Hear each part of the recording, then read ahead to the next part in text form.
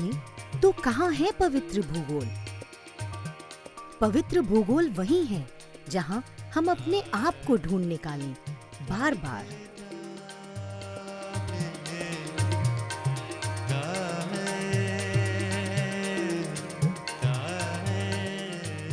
इस कसौटी पर काशी अद्वितीय है, आत्म अनुसंधान का केंद्र, संत फकीरों की तपोभूमि, दिव्यता का रंगमंच।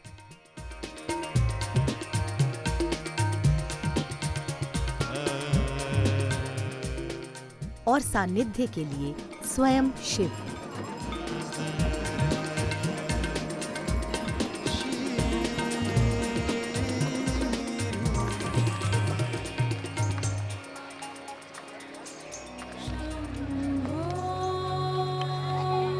शिव अनंत है और अंतः में है। एकाग्र होकर अंतः में झांकें तो शिव प्रस्तुत दिखेंगे काशी में।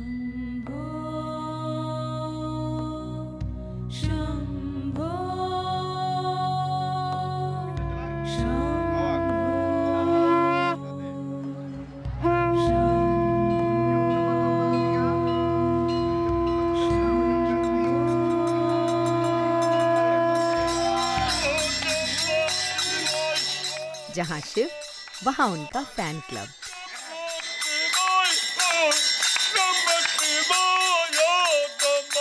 कहा जाए तो साधक और साध्य का यह मिलन ही काशी के पवित्र भूगोल को बनाता है। फिर चाहे वह भव्य मंदिरों में सजा हो, गली के शिवालयों में या फिर भक्त के भीतर।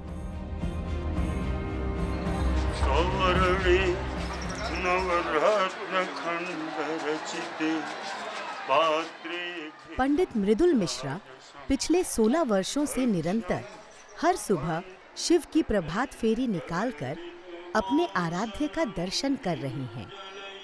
पर सिर्फ शिवालयों में ही नहीं। शिव का व्यक्तित्व का दर्शन आपको यहाँ के व्यक्तियों में मिल सकता है। यहाँ के विद्वान भी मिलेंगे, यहाँ के कलाकार भी मिलेंगे, यहाँ अल्हड़पन भी मिलेगा, यहाँ क्रोध भी मिलेगा।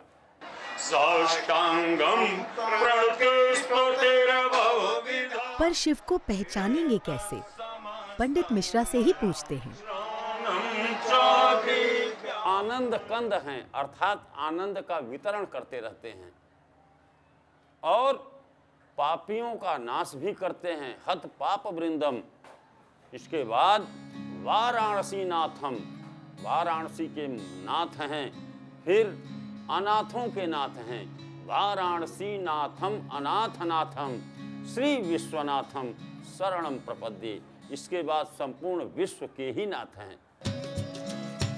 शिव के ये प्रारूप भक्तों के कर्म कांड में यहाँ प्रत्यक्ष दिखते हैं। साथ ही इसके पीछे अप्रत्यक्ष पवित्र ज्योमेट्री भी है, जिस पर काशी की बनावट आधारित है। ज्योमेट्री में 3 मूल आकार हैं: त्रिकोण, चौकोर और वृत्त। समस्त ब्रह्मांड इन्हीं 3 मूल आकारों का समीकरण है। जो शब्द है काशी, तो इसकी व्याख्या हम इस तरह करते हैं, काश्या इति Kashi, where the cosmic light concentrate.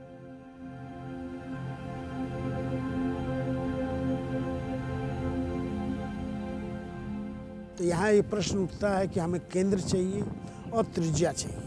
ये 2 मिल जाए तो हम तीनों की व्याख्या कर सकते हैं। तो केंद्र के लिए जब टेक्स्ट पढ़ा तो वहाँ एक शब्द आया मध्यमेश्वर। तो हम लोग वहाँ फिर गए और फिर जब नापा तो पता चला मैक्सिमम ग्रेविटी, जो बनारस का हम लोग का सर्वे मैक्सिमम वही है। केंद्र तो मिल गया, अब त्रिज्या को जाना है। त्रिज्या का हम लोगों ने इस रूप में डिफाइन किया कि गेट जैसे कोई हो, यदि कोई ब्रह्मांड है तो गेट है। अब इसको हम लोगों ने मैप के माध्यम से ट्रांसफर किया, प्लॉट किया तो सर्कुलरिटी।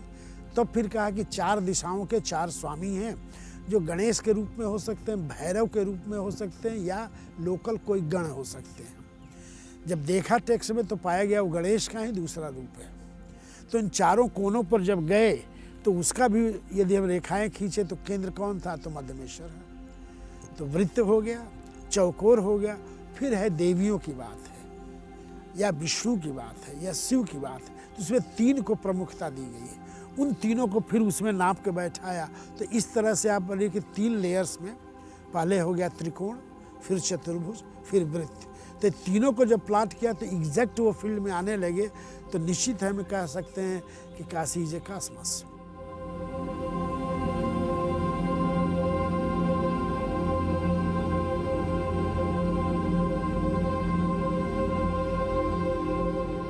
तो इस तरह से काशी वह परिक्षेत्र है जिसे ब्रह्मांड के रूप में ही ढाला गया। पर ब्रह्मांड क्या है? शिव ही तो हैं। ब्रह्मवर्त पुराण में काशी को त्रिशूल पर खड़ा बताया गया है, तो क्या इसकी भी कोई भौगोलिक अभिव्यक्ति है? 3 हमारे हिलक पाए जाते हैं। उत्तर की ओर ओंकारेश्वर, मध्य में विश्वेश्वर, दक्षिण में केदारेश्वर। अब इसको आप स्केच में ट्रांसफर कर दिए 3 ऐसे, तो आधार क्या है? गंगा जी है। तो यदि आधार ये गंगा जी हैं, 3 इस पर पीक है, त्रिशूल तो बन गया। और यही आदिकाल में काशी का स्वरूप था, एक सिद्ध क्षेत्र जिसके 3 उप क्षेत्र 3 अलग टीलों पर बसे थे। यही है त्रिशूलमयी काशी का तात्पर्य।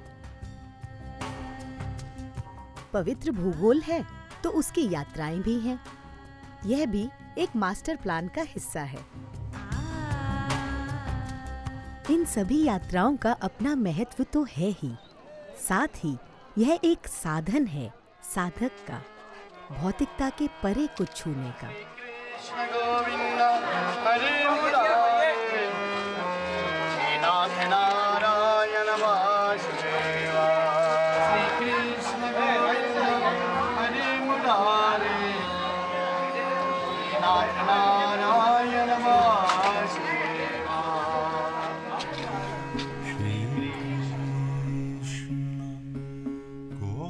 मिलिए संजय शुक्ला से, काशी प्रेमी, गृहस्थ, अंडरकवर योगी, रूहानी, पत्रकार और जिंदगी के विद्यार्थी। ये सभी विशेषण फिट बैठते हैं इन पर। संजय पंचक्रोशी यात्रा पर हैं और साथ ही एक आंतरिक खोज पर भी।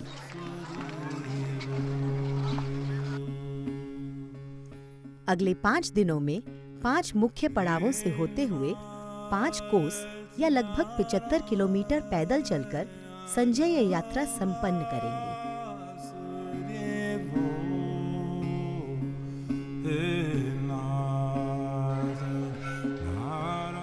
यंत्रवत के रूप में काशी का स्वरूप प्रदर्शित किया जाता है, और ये प्रदर्शित किया ही नहीं जाता है, यह है ही।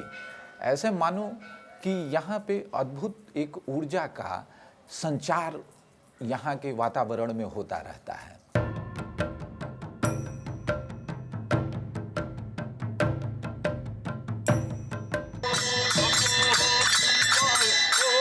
इस यंत्र रूपी काशी की ऊर्जा का नाद है शिव का महामंत्र, जिसका स्पंदन निरंतर होता रहता है यहाँ।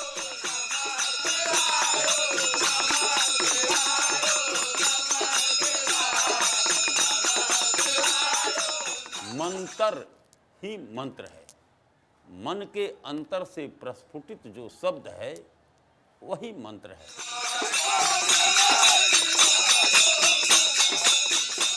तो यह मानस भोग है, मन से निर्माण किया, प्रभु को देता गया।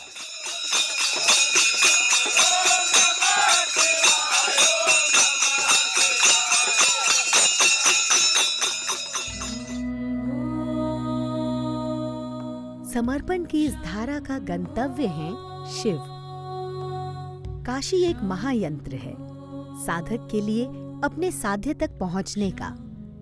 दस्तक दें तो न जाने कितने ही द्वार खुलेंगे यहाँ देवत्व को पाने के।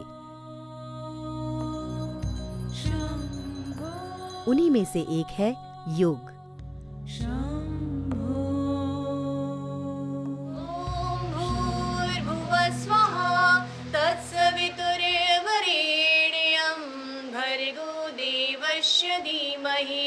धियो यो नः प्रचोदयात् इदं गायत्री इदं। मैं योगिनी स्मृति और हमारा जन्म काशी वाराणसी में हुआ है। और चूँकि धनाढ्य परिवार में जन्म हुआ तो योग की शिक्षा हमेशा योगियों के द्वारा हमेशा मिलती रही है घर पे हमें। तो योग आखिर है क्या? महज व्यायाम या कुछ और? जिस प्रकार से योग को पूरे विश्व में फैलाया जा रहा है आसन और एक्सरसाइज के तौर पर, इसको हम यहाँ पर खंडित कर देंगे। यह सीढ़ी है उस माध्यम उससे जुड़ने की, उस परमपिता परमात्मा से जुड़ने की। आपका जब यह शरीर पूर्ण रूप से प्यूरिफाई नहीं होगा, शुद्धि नहीं प्राप्त कर लेगा, तब तक आपका मन भटकेगा। तो योग में एक सूत्र है, योगस्य चित्त वृत्ति निरोध।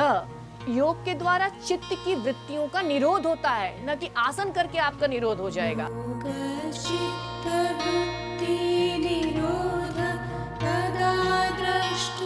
योगिनी स्मृति भी साधना पथ पर हैं। उनका मानना है कि काशी उनकी साधना का पूरक है।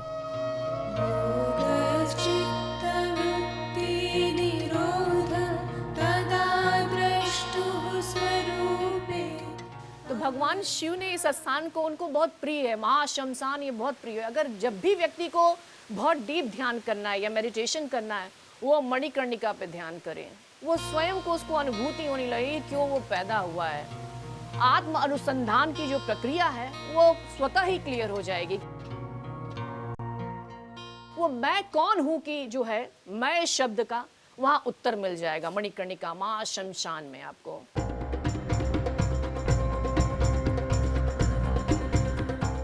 योगियों के योगी हैं आदि योगी शिव।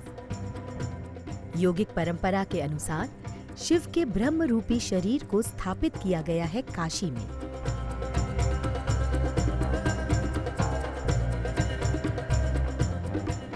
शरीर ही ब्रह्म है।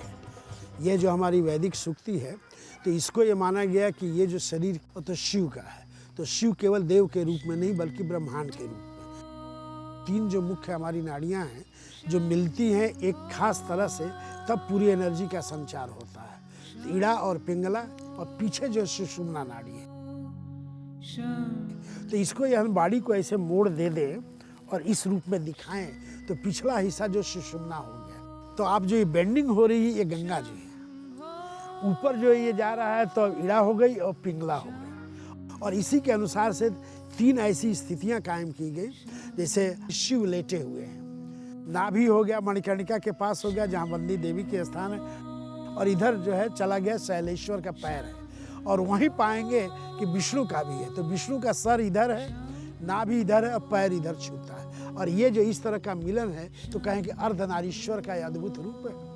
विष्णु ही तो मोहिनी रूप में बने थे, सबको मोहने के लिए स्त्री रूप पकड़े थे। शिव हैं तो शक्ति होगी, शक्ति हैं तो शिव होंगे। वह पहला शब्द होता है Ardhanarishvara, androgyne, half male half female. और इस तरह से पूरा नगर ही जो है वो जो है इस परिक्षेत्र को दिखा रहा है जहाँ आदि शक्ति जन्म रही है। आदि शक्ति के सभी स्वरूप मिलेंगे काशी में। उनमें से एक का बखान करते मिलेंगे मल्लाह।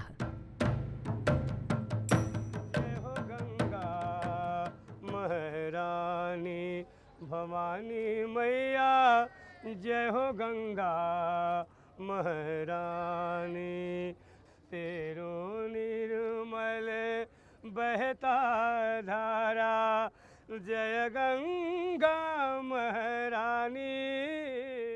हमारी पूरा जिंदगी निर्भर है, मैं इन्हीं से पैदा हूँ, मैं जी नहीं सकता हूँ।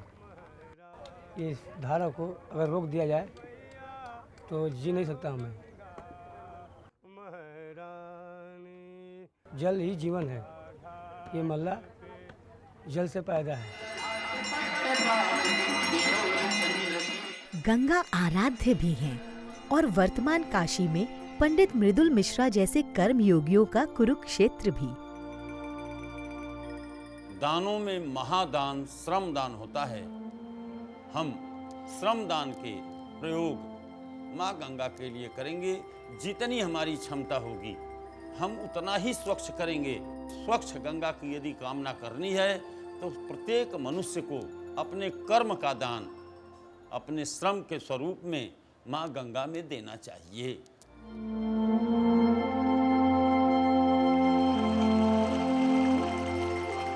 माँ गंगा के तीर चलते चलते पंचक्रोशी यात्रा मार्ग के 29वें मंदिर पर आ पहुंचे हैं संजय, असी संगमेश्वर मंदिर।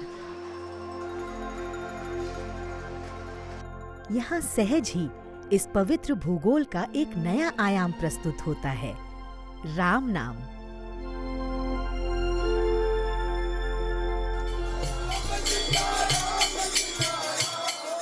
राम नाम की प्रयोगशाला भी है काशी।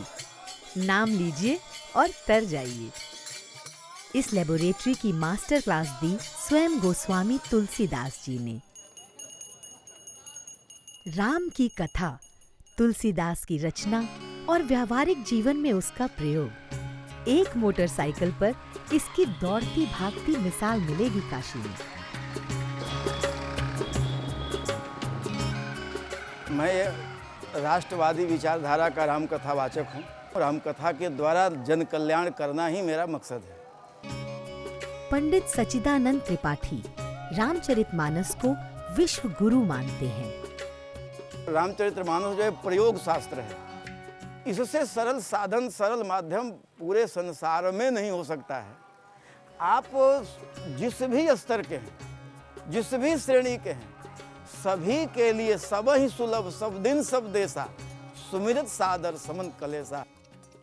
समाज के हर पक्ष को गोस्वामी जी ने स्पर्श किया है। तो परमात्मा सरल है, सुलभ है। गोस्वामी जी ने कहा कि निज प्रभु में देखन चाहे, कहिसन कवन विरोध। परमात्मा वैकुंठ में मिलेगा, परमात्मा स्वर्ग में मिलेगा, परमात्मा वहाँ मिलेगा, परमात्मा यही मिलेगा, यही मिलेगा, यही लोगों को मिला है। परमात्मा इसी तुलसी घाट पर मिला है गोस्वामी जी को।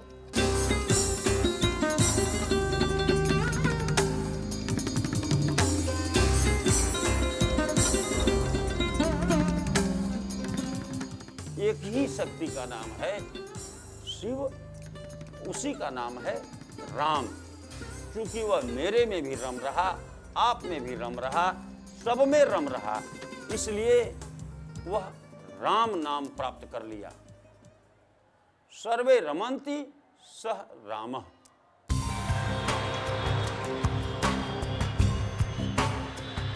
दिव्यता के इस आंचल की प्रदक्षिणा करते हुए संजय आ पहुंचे हैं पंचक्रोशी यात्रा के प्रथम पड़ाव पर, खंडवा में श्री कर्दमेश्वर मंदिर।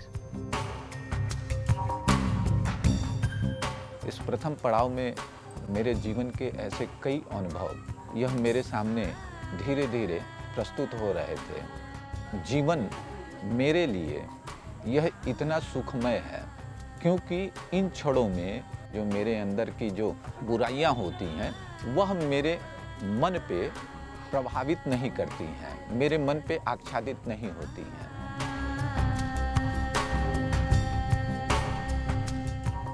तो जब मैं उन मंदिरों को देखता हूँ तो उसमें देवी भी आती हैं, यक्ष यक्षणियाँ भी आते हैं। यह नाम भी मुझे कौंधते हैं। निश्चित तौर पे उनकी जो महिमा है वह निश्चित है उनके अंदर जो है प्रवाह कर रही होती है। हम उसी ऊर्जा को, उसी उष्मा को जो है अपने अंदर उस उष्मा से जोड़ने का प्रयास करते हैं। पंचक्रोशी यात्रा मार्ग पर आने वाले मंदिर और उनके किनारे स्थित कुंड काशी की पवित्र ज्योमेट्री और विज्ञान का अविस्मरण फिर कराता है। 3 चीजें हमें चाहिए किसी भी पूजा के लिए, यदि प्राचीन सनातन धर्म का आधार लें। पहला है जल, जिसको हम कहते हैं जल ही जीवन है। दूसरा है पृथ्वी, और तीसरा है इन दोनों को जोड़ने के लिए सूर्य, प्रकाश चाहिए।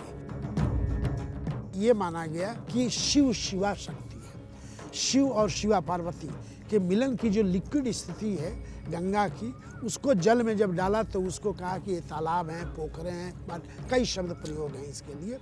और काशी में इस तरह से 54 तीर्थों का वर्णन है। जल तीर्थ में विभिन्न पोखरों के किनारे थे। यह कुंड काशी की जीवन रेखा हैं। सभी एक अंडरग्राउंड नेटवर्क का हिस्सा रहे हैं और गंगा नदी से जुड़ते हैं। बढ़ती आबादी और शहर के बदलते स्वरूप के चलते यह कुंड और पोखरे विलुप्त होते गए। व्यवहारिकता के साथ साथ यह काशी यंत्र के महाअनुष्ठान का हिस्सा भी हैं। इन्हीं में से एक है लोलार्क कुंड। डुबकी मारेंगे तो शिव भी याद आएंगे और राम भी।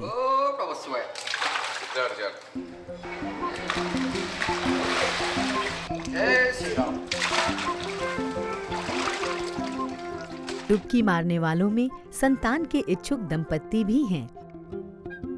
अब वहीं से शुरू होता है कि प्रोजनी का उठाया, कि जल को हम ऐसी शक्ति में जोड़ें जिससे बच्चा हो सके, शुभ लाभ हो सके, जीवन चल सके।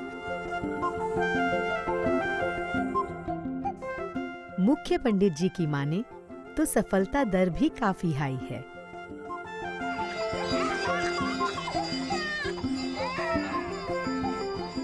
बाकी बाबा है, करते हैं, सबका पूरा करते हैं। अब 100 में 10-20% कोई अधिक तो होना मुश्किल है, भाई 80% पूरा होता है।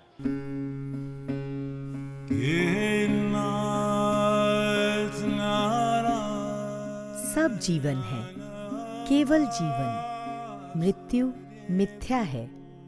बस एक ऊर्जा है जो सिर्फ स्वरूप बदलकर बहती रहती है। इस सत्य का काशी में वास्तविक अनुभव संभव है।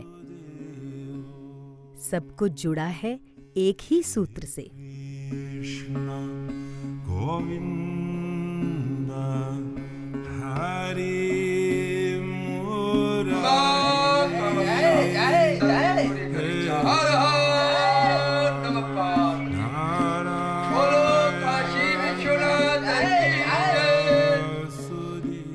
पंचक्रोशी यात्रा भी इसी सूत्र की एक कड़ी है। संजय के लिए इसका अनुभव सिर्फ मंदिर के गर्भगृह में ही नहीं, बल्कि गांव मोहल्लों के सर्वसाधारण में भी है। देवत्व के दर्शन इनमें हैं और इनसे भी हैं।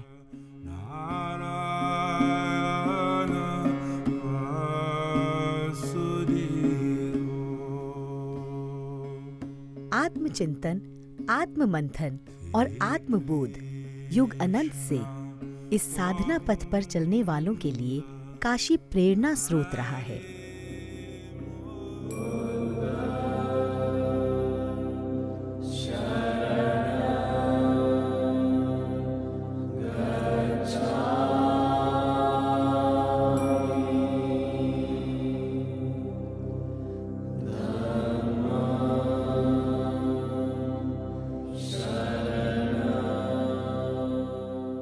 भगवान बुद्ध की आंतरिक यात्रा का एक महत्वपूर्ण पड़ाव काशी में ही है।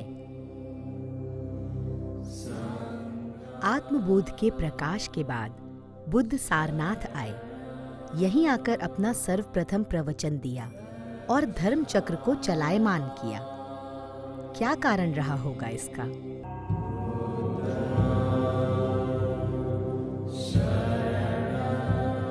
काशी प्रकाश और ज्ञान की नगरी थी, और जो मूल पहले की धारा थी वैदिक पौराणिक, वो यहाँ ऑलरेडी थी। तो उस ज्ञान की परंपरा में ये हुआ कि अगर आप कोई नई बात कहने जा रहे हैं तो यहाँ कहें, और यहाँ यदि इसे स्वीकृति मिलती है, सर्व स्वीकृति मिलती है, सार्वजनिक स्वीकृति मिलती है, मान्यता मिलती है, तो आपकी बात का वजन होगा और वह फिर आगे बढ़ेगी बात आपकी। सारनाथ परिसर में बुद्ध आज भी हैं और उनकी वाणी आज भी यहाँ से प्रतिध्वनित हो रही है।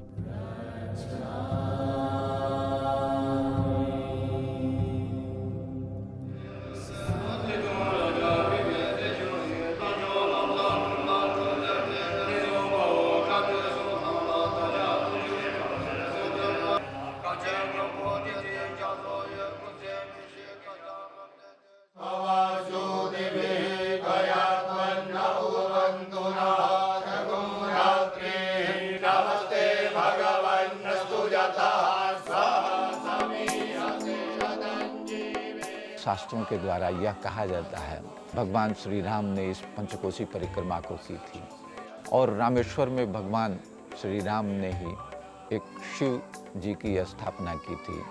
वह जब प्रकरण मेरे मस्तिष्क में आता है मेरा मन उस क्षण की ओर प्रवेश करने लगता है। वही अनुभव अगर यह जब अस्थाई भाव में होने लगे तो वहीं से मेरे अंदर की ऊर्जा लगातार गतिमान होती रहेगी और मैं उस पथ की ओर हमेशा चलता रहूँगा। साधना पथ कठिन है। पंचक्रोशी यात्रा इस सत्य की भी अनुभूति कराती है।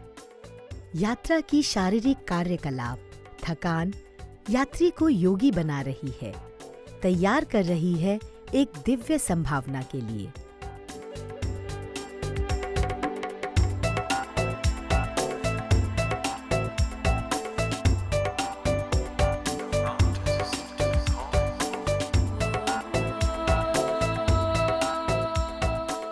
केदार घाट पर माला जपते हुए रामकृष्ण चौरसिया इस दिव्य संभावना को ही ग्रहण कर रही हैं। पान लगाते लगाते कब ध्यान लग गया पता ही नहीं चला। यही तो है काशी की महिमा, जिसमें 108 नंबर को जोड़ दें तो यह यंत्र एक अलग ही स्तर पर क्रियाशील होने लगता है।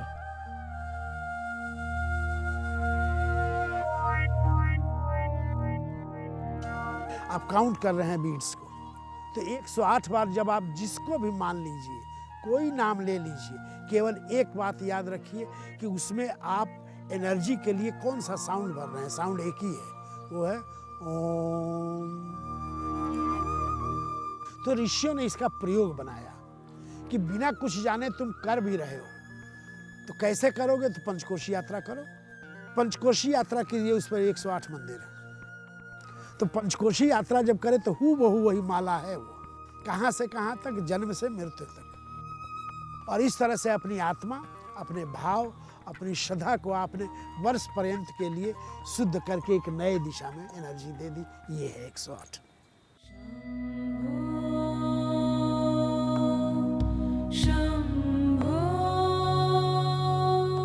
गंगा जी में जो बोकर संजय पंचक्रोशी यात्रा समाप्त करते हैं।